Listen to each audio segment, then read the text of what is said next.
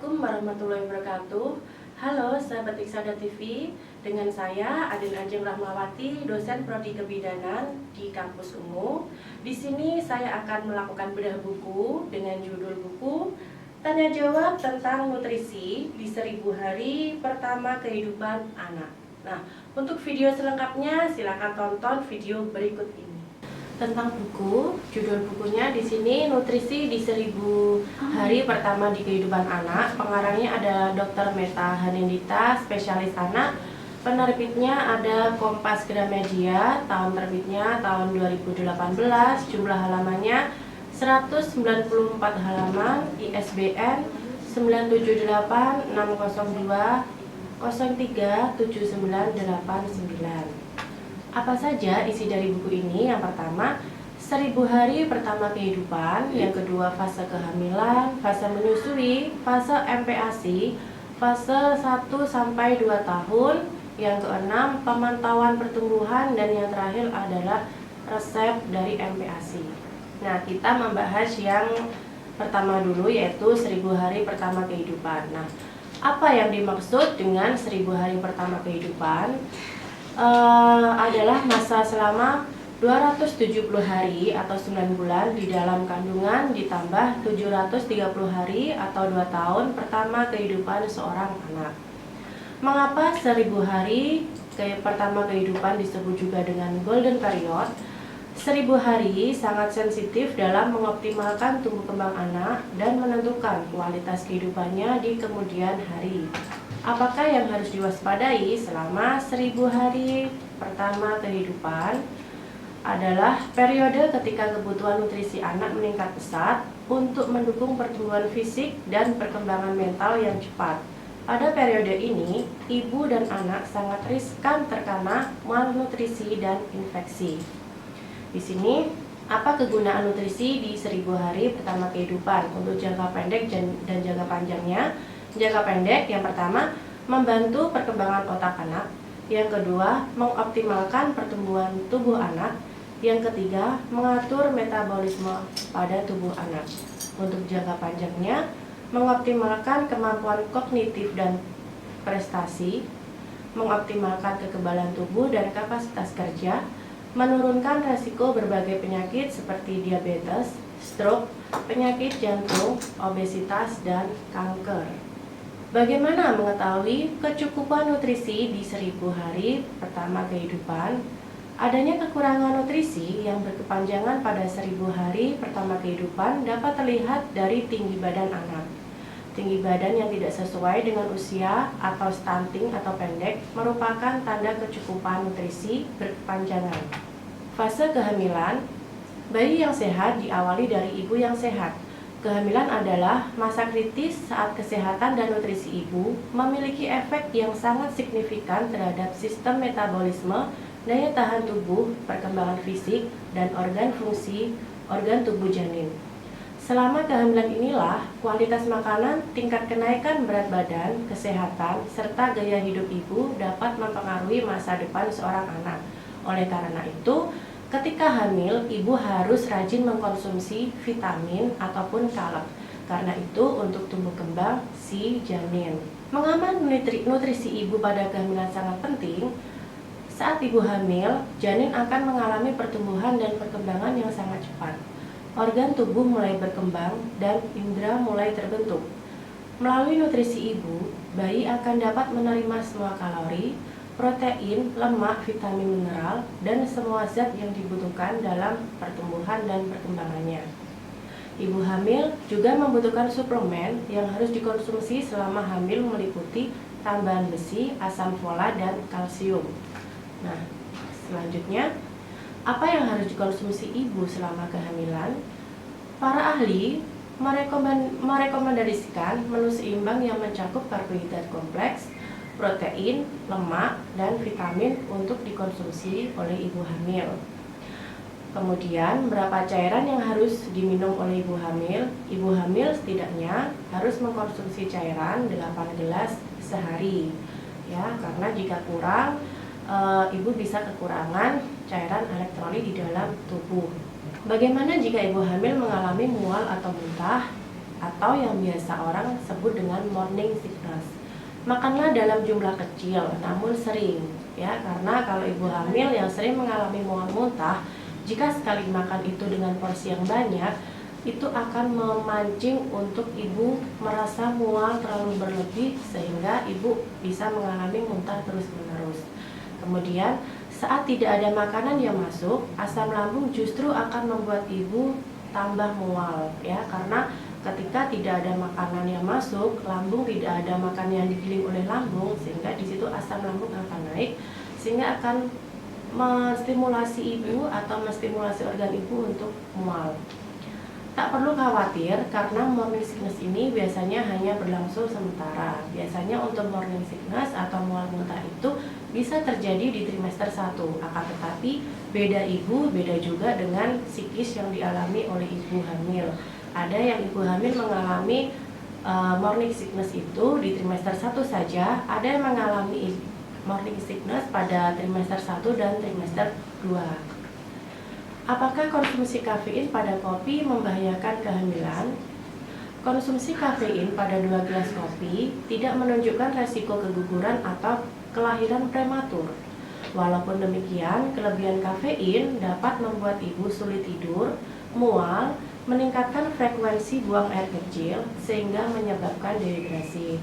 Nah, untuk lebih amannya selama hamil diusahakan untuk tidak mengkonsumsi kafein karena juga untuk kesehatan ibu dan janinnya.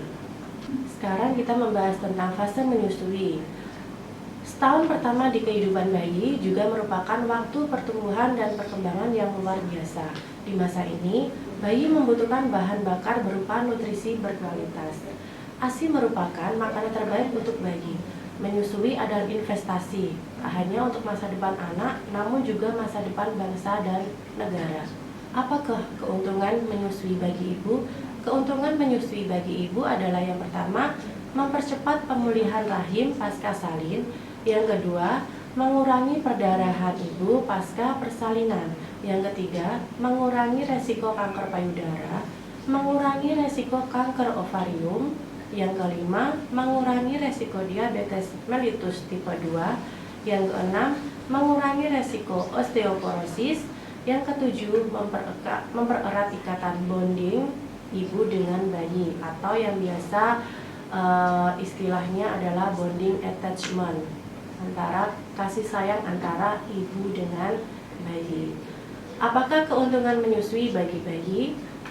Yang pertama adalah ASI syarat zat-zat nutrisi yang sesuai dengan kebutuhan bayi. Yang kedua, ASI mudah dicerna oleh bayi. Yang ketiga, melindungi bayi terhadap infeksi. Yang keempat, mengurangi resiko alergi. Yang kelima, mengurangi resiko obesitas. Yang keenam, mengurangi resiko infeksi, infeksi telinga tengah. Yang ketujuh, kandungan ASI sangat membantu perkembangan otak bayi. Nah, di sini jika ibu mengalami susah mengeluarkan ASI atau produksi ASINya ibu sedikit, di sini bisa konsultasi dengan dokter apakah untuk penggunaan susu formula disarankan atau ada tindakan lain supaya produksi ASI ibu lebih lancar. Fase MPASI. Fase MPASI atau makanan pendamping ASI adalah makanan tambahan yang diberikan pada bayi selain air susu ibu atau ASI. Selama periode pemberian MPASI, bayi secara perlahan-lahan belajar makan sampai terbiasa makan makanan keluarga. Mengapa MPASI harus diberikan? Seiring bertambahnya umur bayi, ASI saja tidak cukup untuk kebutuhan nutrisinya. MPASI diberikan untuk mencukupi kebutuhan bayi. Apa saja tujuan pemberian MPASI? Tujuan pemberian MPASI yang pertama adalah memenuhi kebutuhan nutrisi, baik makro maupun mikronutrien bayi. Yang kedua, mengembangkan kemampuan oromotorik bayi saat mengunyah dan menelan. Yang ketiga, mengembangkan kemampuan bayi untuk menerima berbagai rasa dan tekstur makanan. Karena di sini untuk tahap MPASI bayi mulai dari 6 bulan awal hingga 1 tahun, teksturnya semakin bulan nanti semakin berubah tekstur, ya. Untuk awal Pemberian MPASI harus yang bertekstur halus dulu, kemudian nanti sesuai dengan bulan baru bisa dirubah dengan tekstur yang lebih kasar. Kapankah MPASI diberikan? Pada dasarnya MPASI sebaiknya dimulai saat ASI saja tidak mencukupi kebutuhan nutrisi bayi. Selain itu, MPASI dimulai pada saat bayi sudah menunjukkan tanda bayi siap makan. Tanda-tanda ini biasanya muncul saat bayi berusia 4-6 bulan. Di usia ini pulalah sistem pencernaan dan kemampuan oromotorik yang terdapat pada otot dan saraf di mulut bayi sudah mulai siap untuk menerima makanan dan menunjukkan. Apakah tanda-tanda bayi siap makan? Tanda siap makan dapat dibedakan menjadi tanda fisik dan psikologis. Tanda fisik tersebut adalah bayi dapat mengangkat tegak kepalanya, dapat duduk dengan bantuan, dan refleks bayi untuk menjulurkan lidah sudah berkurang atau bahkan menghilang. Sementara itu, tanda psikologis bisa dilihat ketika bayi menunjukkannya ketertarikan saat melihat orang lain sedang makan. Bayi mungkin mencoba menggapai makanan tersebut, ikut mengunyah, atau malah ikut membuka mulut. Fase 1-2 tahun. Dibandingkan dengan sebelumnya, di masa ini anak tumbuh pada tingkat yang lebih lambat dan seringkali mengalami penurunan nafsu makan. Perkembangan anak pada saat ini menginjak tahap ketika kemandirian menjadi sangat penting dan penolakan makanan dapat membuat anak merasa memegang kendali. Alasan ini dapat membuat upaya pemberian makanan berkualitas menjadi sangat menantang bagi orang tua. Jadi di sini untuk ibu-ibu jangan terlalu khawatir jika pada usia ini anak sering mengalami nafsu makan, penurunan nafsu makan, karena memang secara fisiologis pada fase ini anak akan mengalami fase di mana dia akan mengalami penurunan fungsi, penurunan nafsu makan. Mungkin juga pada usia ini anak baru akan tumbuh giginya, karena masing-masing anak itu untuk tumbuh gigi beda-beda. Ada yang umur 6 bulan sudah tumbuh gigi, ada yang umur 1 tahun baru tumbuh gigi. Jadi ibu jangan terlalu khawatir karena tumbuh kembang anak berbeda. Makanan apa yang dapat diberikan untuk anak yang berusia di atas tahun? Anak berusia di atas 1 tahun mulai dapat diberikan table food atau makanan keluarga. Jadi di sini ibu atau orang tua sudah harus memperkenalkan anak dengan makanan yang biasa dikonsumsi oleh keluarga setiap harinya. Karena di sini anak sudah harus mengkonsumsi tekstur yang berbeda ketika dia usia di bawah 1 tahun. Bagaimana contoh jadwal makan pada anak? Nah, di sini untuk waktu jam 6 ya, untuk usia 12-23 bulan untuk jam 6 diberikan ASI atau sufor. Jam 8 makan pagi, jam 10 selingan. Selingan ini bisa cemilan yang disukai anak ya. Jadi orang tua yang lebih tahu cemilan apa yang disukai oleh bayinya masing-masing. Kemudian jam 12 makan siang atau kembali ke menu utama lagi. Jam 2 siang atau jam 14 diberikan ASI atau support. Jam 16 selingan atau cemilan. Jam 18 makan malam. Jam 20 diberikan ASI atau support. Jam 24 sampai jam 3 diberikan ASI atau support. Kenapa di sini dituliskan support juga? Karena tidak semua bayi itu menerima ASI, karena mungkin produksi ASINya kurang atau mungkin ASINya ibu tidak keluar sehingga bayi diberikan susu formula. Pemantauan pertumbuhan.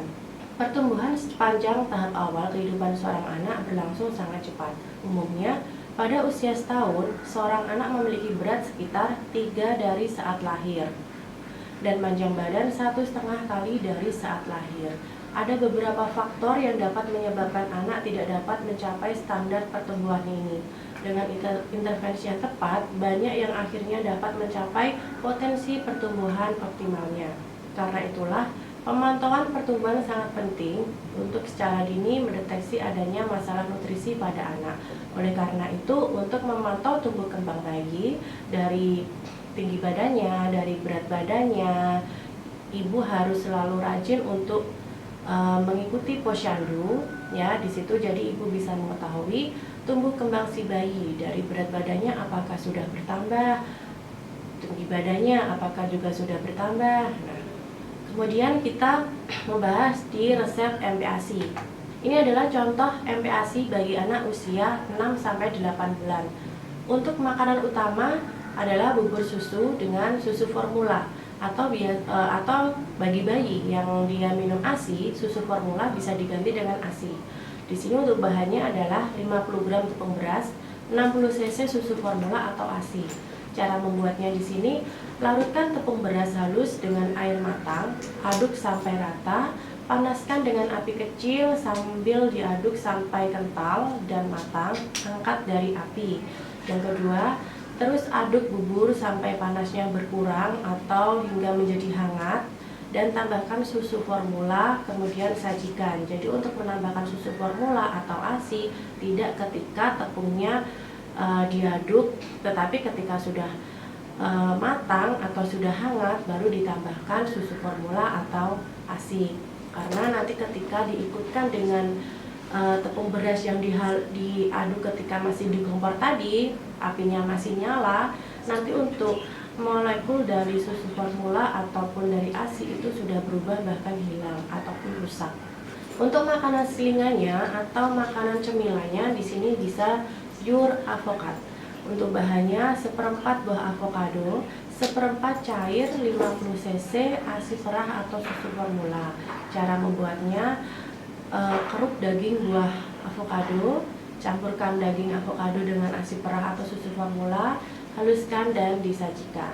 Kemudian contoh MPASI bagi anak berusia 9-11 bulan. Untuk makanan utamanya bisa nasi tim bayam. Ini untuk makanan utama bisa macam-macam ya, nggak harus nasi tim bayam atau dengan sesuai kreasi ibu ya. Di sini hanya memberi contoh saja. Yang bahannya 20 gram beras, 600 cc air, 25 gram hati ayam bisa dipotong dadu atau sesuai selera, 20 gram tahu potong dadu, 25 gram tomat diiris, 20 gram bayam dipetiki daunnya saja ya. Kemudian 1 sendok teh mentega. Demikian tadi bedah buku yang sudah saya lakukan. Apabila ada pertanyaan silakan dituliskan di kolom komentar di bawah ini. Dan jangan lupa like, comment, and subscribe channel Iksada TV. Wassalamualaikum warahmatullahi wabarakatuh. Bye bye.